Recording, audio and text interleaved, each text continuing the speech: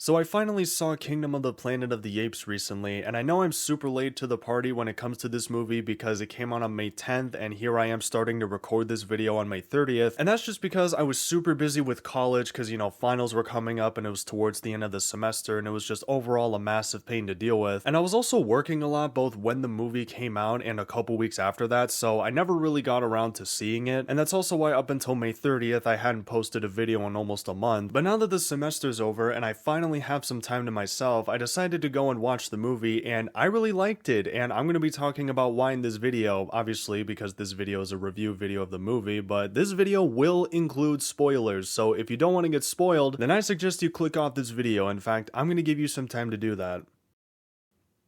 You're still here? Alright, let's do this. So the movie takes place many generations after the events of Caesar and the previous Planet of the Apes trilogy. In fact, they literally open up the movie with the apes burning Caesar's body in a ceremony to honor him, and then they flash forward many generations later where we meet our new protagonist whose name is Noah, and we're also introduced to his two friends, Anaya and Suna, and these three are all part of this big clan of apes that take hawk eggs and then raise them as their own. So Noah, Anaya, and Suna all take 3 hawk eggs because they need them in order to attend this festival that's supposed to happen the next day. We're never actually told what this festival is or why it's so important. All we know is that it's a really big deal and the 3 main characters really want to go to it. But in order to attend, they need the hawk eggs, which they got. But later that day, Noah catches a human being, or as their clan likes to call them, echoes, stealing and eating some of their food, and the human breaks Noah's egg while trying to get away. So now Noah's really bummed out that he won't get to attend this festival, so his solution is that he's gonna go to the valley, which is a place they're not supposed to go to try and find another hawk egg. So he goes to the valley, which is essentially a giant abandoned city that's been completely consumed by nature. And as he's there, he stumbles upon some apes that were murdered by another clan of apes, and some of the apes that were killed were also from his clan that were there to scare away some of the echoes or apes, or I forgot why they were there, but I'm pretty sure it was to scare something off. I could be wrong about that, but anyways, as he's examining some of the bodies, he hears some of the apes that murdered those apes that he's looking at come closer to him, so he goes to hide. But then those apes find Noah's horse and they track it back to his camp, and from there they just completely destroy the whole thing. They burn his camp to the ground, they kill any apes they can find, and this big gorilla ape, who I'm guessing is the leader of the squad of apes that's destroying Noah's clan, kills Noah's dad right in front of him and also leaves Noah to die after assuming he killed him, which he obviously didn't. And after waking up the next day, Noah buries his dad and makes a promise to him that he's gonna find the apes who did this and essentially get his revenge. And that's pretty much like the first 45 minutes of the movie, and that's basically the plot as well. Now, one of the things I really did like about this movie is, for starters, the effects. I'm gonna just get this one out of the way because it's a no-brainer that this movie looks amazing. The CGI is just incredible. At no point in the movie did I think they were shying away or trying to cut corners. This whole movie just looks phenomenal. And one of the things I like that they did with the visuals is how they show how the world looks many generations after the majority of humanity has died off because of the simian flu. You see all the buildings and all the structures and everything have just been completely overrun by nature. In fact, at one point in the movie, Noah and this other character he meets, whose name is Raka, are walking through an airport, and you can clearly see the old and rusted planes and that the airport itself is just completely overrun with plants and nature. I just really like how they explored the aftermath of the world, with the majority of humanity dead and apes now being the dominant species. Now, another thing I really liked about the movie, and this is actually my personal favorite part of it, was Proximus, because he is such a good freaking villain. I absolutely love good villains, and Proximus did not disappoint, because despite the fact that he's only in the movie for less than 30 minutes and he's not even introduced until the later half of the film, he steals the show in every scene that he's in. With the little screen time that he has, they managed to explain what he does and why he does, and they perfectly capture his personality. Overall, he's just a very well written villain, and my only complaint is that I really wish we got to see more of him, because I freaking loved every time he showed up on screen. Also, Proximus is, in my opinion, such a dope freaking name for a villain. Like, Proximus Caesar, that's his full name, and it's so cool. But anyways, Proximus is like the main villain, but there's also like a secondary villain, which is this big gorilla that I actually mentioned earlier, and he actually works for Proximus. And like Proximus, every time the gorilla dude shows up on screen, you just get this feeling of, oh shoot, and he's just overall a really really good antagonist. But Proximus was by far my favorite part of the movie, and what he actually does is he's the king of this massive clan of apes that go around kidnapping other ape clans and bringing them back to him as prisoners, so that way he can collectively rule over all the apes as king. And he also twists the words of Caesar in an attempt to justify why he's doing this. And him twisting the words of Caesar is also how he was able to convince this massive clan of apes to support him kidnapping basically every ape they can find. And another thing Proximus wants to do, and this is actually a really key plot point in the movie, at least when Proximus is introduced, there's this gigantic vault that's filled with weapons, tanks, and just basically everything that Proximus needs to accomplish his goal of making sure the apes are dominant. The only problem is that he can't get inside of it no matter how hard he tries. But that's where another character comes into play, whose name is May, and she is a fully functional human being as compared to a lot of the other human beings who have basically reverted to their primal instincts. And she's introduced, I'd say, like halfway through this movie, and she actually knows the apes that killed Noah's clan and helps him get there. And she also helps Noah, Anaya, and Suna get inside of the massive vault that Proximus wants to get into, and also helps destroy his kingdom. And why she's doing this is not really explained. In fact, it's not even explained at all until the end of the movie, which I'll get into later on. But once they get inside the vault, they find a bunch of guns and tanks and just a bunch of things that if Proximus ever got his hands on, it would basically mean he could take over the world potentially. But then they eventually open the vault, and Proximus, of course, is standing right outside ready to take everything that's inside. But then May detonates some powder that she planted the previous night, and that allows this gigantic explosion to go off and unleash this massive body of water that consumes everything in its path, because Proximus's kingdom was located right next to the ocean. And you actually see earlier on in the movie that the wall Proximus built was actively keeping this water out, but now that the wall is broken, all the water is just rushing inside. So the water goes inside the vault, it basically destroys everything, and it's a massive race to the top of the vault where the water obviously can't reach them. But of course, Proximus is standing right outside where he beats up Noah for siding with the humans and refusing to help him. But then Noah and his clan call upon their hawks, which were actually close by, and they all attack Proximus and launch him off the side of a cliff, and he dies. And from there, all the kidnapped apes are free and they all go back to living their own lives. And that is where we get into the ending of this movie, and it's also something I really like because they're clearly setting up another trilogy. Noah and May meet up one last time to talk, but then after talking, Noah goes back to his own clan and May rides on horseback into the distance. But then as the movie goes on, we see May continuously traveling, and she eventually ends up at like this bunker or gigantic bomb shelter where she meets up with other human beings that are just like her. So she goes inside with them and she hands them a red disk drive that she grabbed while she was inside of the vault with Noah, and they plug in the red disk drive, which allows them to use some satellite dishes that they have outside, and from there they're able to establish communication with other human beings in Indiana. And I really like this ending because it's obviously a massive setup to other future movies that they're going to make, and I think this might set up a future clash between humans and apes, as humans are obviously attempting to rebuild the world that was lost, and maybe a lot of apes don't want that since they might like being the new dominant species and don't want to spend the rest of their lives in cages. But I don't know, I could be completely wrong about this and maybe the franchise goes into a completely different direction than what I'm theorizing, but I guess we'll just have to wait and see. Overall, I give Kingdom of the Planet of the Apes a solid 7 out of 10. If you like the Planet of the Apes movies like I do, then you will definitely enjoy this movie, but even if you don't, you'll probably have a good time watching this film. And that's gonna do it for the video.